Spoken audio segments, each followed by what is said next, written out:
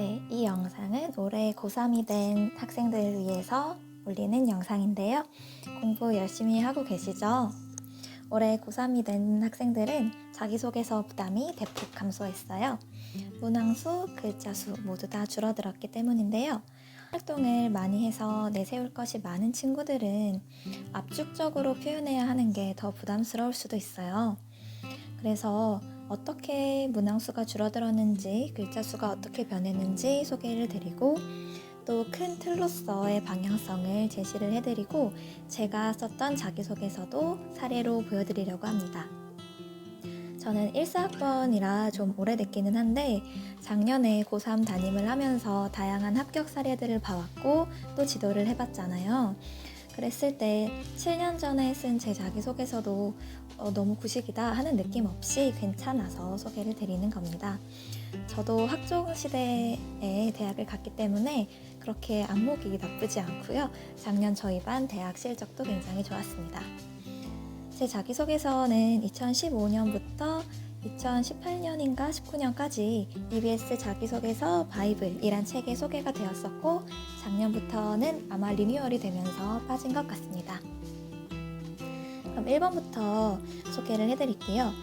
이 1번 문항은 작년에 1번 학업경험 1000자 그리고 2번 교내활동 1500자를 합쳐서 1500자로 개편이 됐어요. 그러면 원래 2500자로 선배들이 쓰던 걸 1500자로 1000자나 적게 써야 하는 거죠.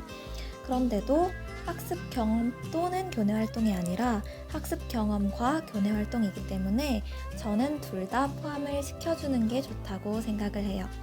그래서 저라면 이 두 가지 루트 중에 하나를 선택할 것 같아요. 첫 번째는 진로랑 관련한 과목에 대해서 나만의 학습법이나 탐구활동 과정을 먼저 제시를 하고 그 다음에 그 과정에서 내가 느낀 부족한 부분 또는 심화 탐구의 필요성을 느끼는 거죠. 그래서 그것과 관련된 교내 활동으로 심도 있는 탐구를 했다는 내용으로 연결을 하는 것이 매끄러울 것 같습니다. 그리고 두 번째는 진로랑 관련된 교내 활동에 참여한 동기를 먼저 밝히고 그 활동 과정에서 겪은 어려움을 살짝 언급한 다음에 자신만의 학습법 또는 탐구 활동으로 해결한 과정을 제시해 주는 거죠. 그래서 교내 활동을 잘 마무리할 수 있게 되었다. 근데 여기서 정말 중요한 거는 이 두 가지 루트 어떤 걸 선택을 하더라도 교내 활동은 자신의 역할이 잘 부각이 되어야 합니다. 팀 활동이라고 해도 그 팀 활동을 잘 이끌어가기 위해서 내가 기여한 점이 있을 거 아니에요. 나의 역할을 살려주시는 게 중요하고요. 또 학습법과 탐구 활동을 적을 때는 자기주도성 그리고 메타인지를 특히 강조해 주시는 게 좋아요. 메타인지는 인지보다 위에 있는 내가 알고 있는지 모르는 것인지에 대해서 인식을 하는 거예요. 그리고 이거에 대한 분석 과정이 들어가 있어야 된다는 얘기죠. 내가 뭘 알고 뭘 모르는지 정확히 알므로써 모르는 부분을 개선해 나가기 위한 분석 과정을 이런 식으로 펼쳤다라고 보여주시는 게 정말 좋습니다.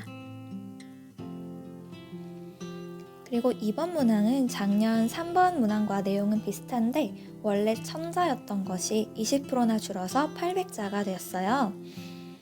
주요 키워드는 작년과 비슷하게 배려, 나눔, 협력, 갈등 관리, 리더십 5가지 정도가 되겠죠. 꼭 특별한 에피소드가 있는 게 아니더라도 나에게 특별한 깨달음을 줄 수 있었던 사건이면 괜찮습니다. 우선 이 문항 같은 경우는 두 갈식으로 시작하는 게 좋을 것 같아요. 예를 들어서 나는 멘토링 활동을 통해서 아이들에게 눈높이를 맞춰 수업을 하는 것이 얼마나 중요한지 깨달았습니다. 이렇게 예를 든 거죠. 그 다음에 참여 동기를 살짝 언급을 해주세요. 그 다음 활동 과정에서 이 5가지 키워드를 보여줄 수 있는 내용과 과정을 구체적으로 적어줍니다. 제가 학생들 지도하면서 항상 이야기했던 게 구체적으로 쓰라는 거예요. 너무 구체성이 떨어지는 경우가 많아요. 그냥 뭉뚱그려 써서 본인이 한 활동이, 본인의 역할이 뭔지 잘 드러나지가 않는 거죠. 그리고 마지막으로 가장 중요한 배운 점, 느낀 점을 적어주셔야 됩니다. 또 어떤 학생의 경우는 배운 점, 느낀 점이 거의 없이 객관적인 내용 위주로 되어 있는 경우가 있어요. 객관적인 내용은 생활기록부에 충분히 들어있기 때문에 여기에서는 본인이 배운 점, 느낀 점을 더 살려주시는 게 좋습니다. 여기서 내가 활동 과정이 좀 짧다 싶으면 이 활동 과정과 배우고 느낀 점을 짧게 해서 2번 반복해도 괜찮습니다.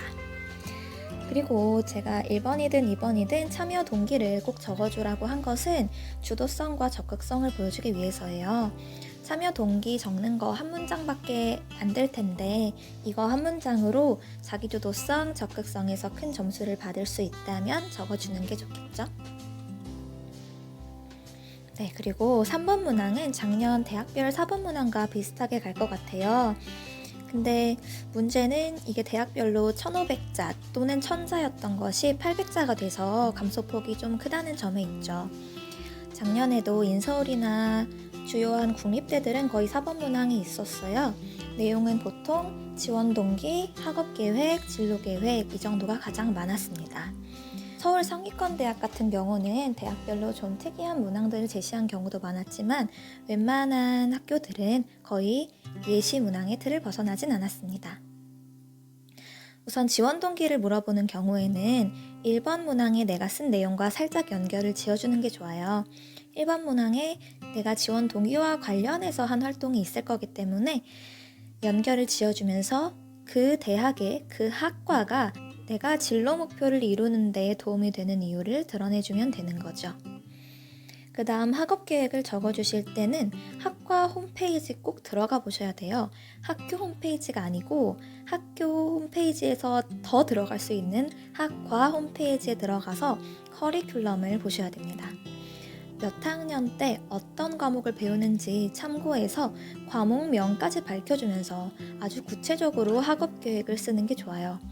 이 학업 계획을 쓸 때 밝혀주는 과목들은 내 진로랑 당연히 연결이 되어야 되겠죠. 그리고 마지막으로 진로 계획을 적어주실 때는 내 최종적인 목표를 명시적으로 밝혀주시면 됩니다. 단순하게 명사형으로 꿈을 밝히는 것이 아니라 동사형으로 밝혀주셔야 돼요. 예를 들면 그냥 친환경 자동차 연구원이 목표입니다가 아니라 친환경 자동차 연구원이 되어서 지속 가능한 발전을 이끌어 나가 국내 환경에 기여하는 것이 꿈입니다. 이렇게 나아가줘야 된다는 거죠. 네, 큰 틀로서 어떻게 진행을 하면 좋을지 작성 팁을 설명해 드렸고요. 저는 어떻게 썼는지 살짝 보여드리도록 하겠습니다. 지금 보여드리는 이 문항은 현재 2번과 가장 비슷합니다.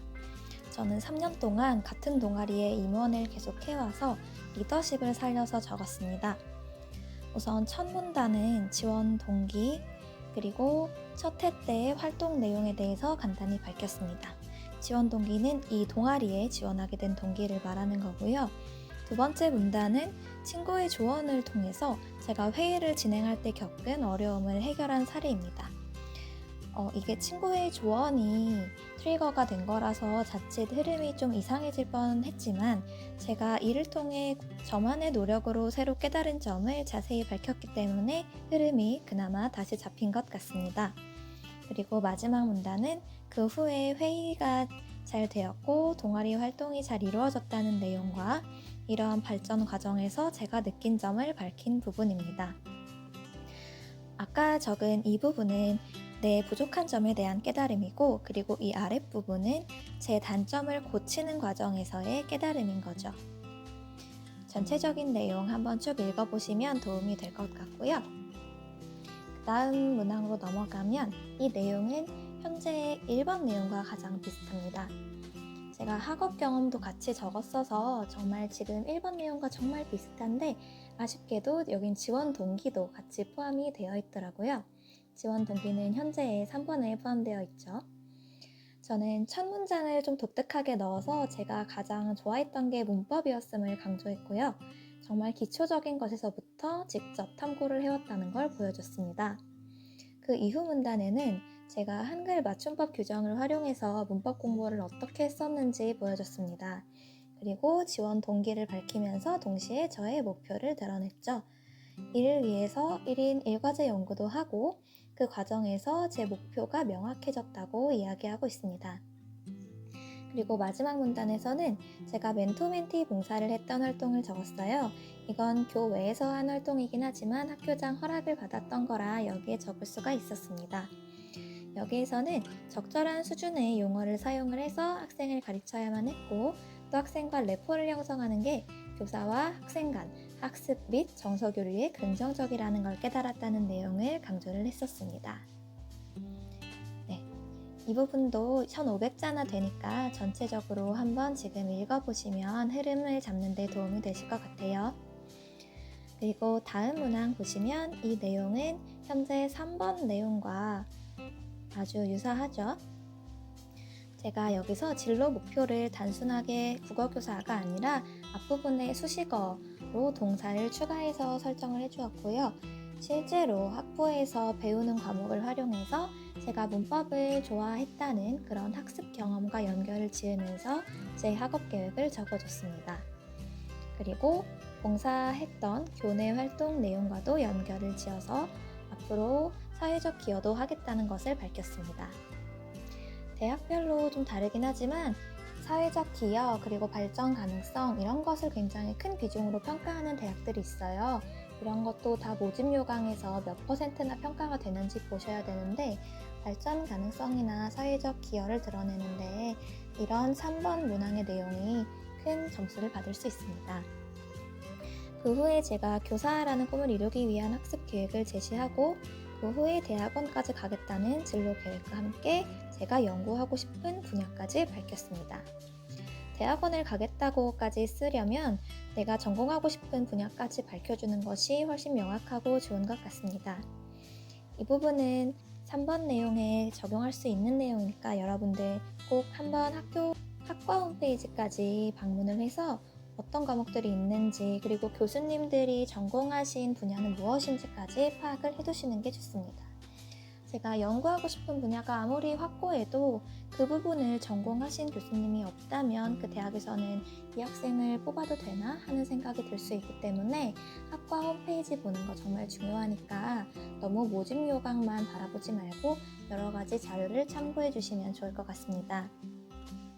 제 설명은 여기까지고 제가 드린 팁을 참고하셔서 미리미리 멋진 자기소개서 계획을 하셔서 원하는 목표 꼭 이루시길 바라겠습니다.